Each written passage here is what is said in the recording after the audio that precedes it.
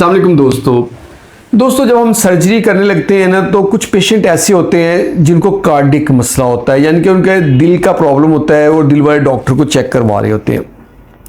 तो ये कोई भी सर्जरी हो तो इसमें हमने ध्यान रखना होता है कि वो कौन सी मेडिसिन ले रहा है, और हम उनके कार्डियोलॉजिस्ट जो हैं उनको हम लेटर लिखते हैं कि हमें फिटनेस दे, हमें बताएं कि क्या मरीज़ फिट है सर्जरी करवाने के लिए।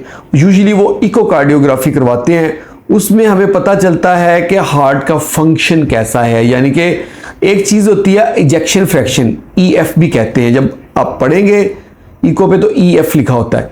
इजेक्शन फ्रैक्शन का मतलब है कि हार्ट के अंदर जितना ब्लड आया उसके बाद हार्ट ने उसको कितना पंप करके बाहर निकाल दिया। देखिए, अगर हार्ट में जो ब्लड आ रहा है उसके बाद हार्ट पंप करके अगर 60% तक निकाल देता है तो दैट्स गुड। अगर इससे कम हो, लाइक अगर कह लें कि 50% तक निकालता है या 40% या इससे भी कम हार्ट निकालता है, यानी कि 100 ml आया 50 ml बाहर निकाला पंप करके या 40 ml निकाला, तो ये जो कंडीशन होती है इसका मतलब इजेक्शन फ्रैक्शन कम है।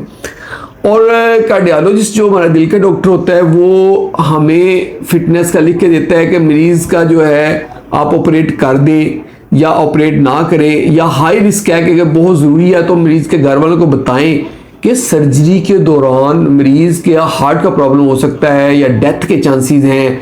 ये सब कुछ मरीज़ को बताएं। अगर पेशेंट एक्सेप्ट करता है सब कुछ, हम पेशेंट से लिखवा लेते हैं कि कॉम्प्लिकेशंस हो सकती हैं, उसको हम हाई रिस्क पेशेंट कहते हैं, तो हाई रिस्क कंसेंट लेके हम उसकी सर्जरी करते हैं। इसके साथ साथ और जो मामला हमने देखना होता है वो लोप्रिन या एस्कार्ड का देखना होता है। जो लोप्रिन है या एस्कार्ड है, ये एस्प्रिन की टाइप्स हैं जो 75 mg में अवेलेबल है।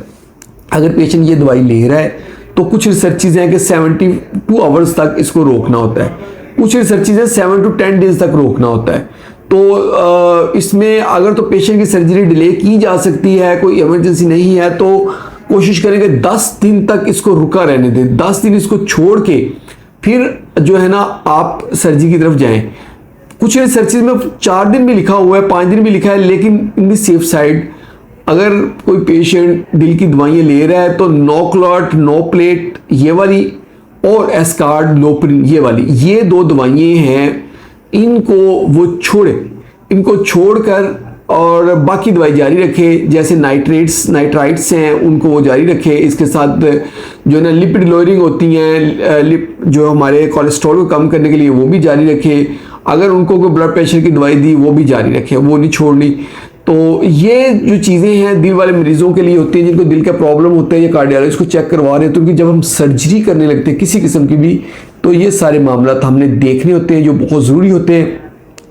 तो दोस्तों, अगर आप के कोई पेशेंट जानने वाले जिनको दिल का मसला है, आप उनको ये वीडियो का लाजमी बताएं कि वो देखें, ताकि उनको पता हो कि सर्जरी से पहले क्या चीज़ें देखनी होती हैं। और हमारे चैनल को सब्सक्राइब करें ताकि आपको हेल्थ से रिलेटेड अच्छी अच्छी वीडियोज़ मिले।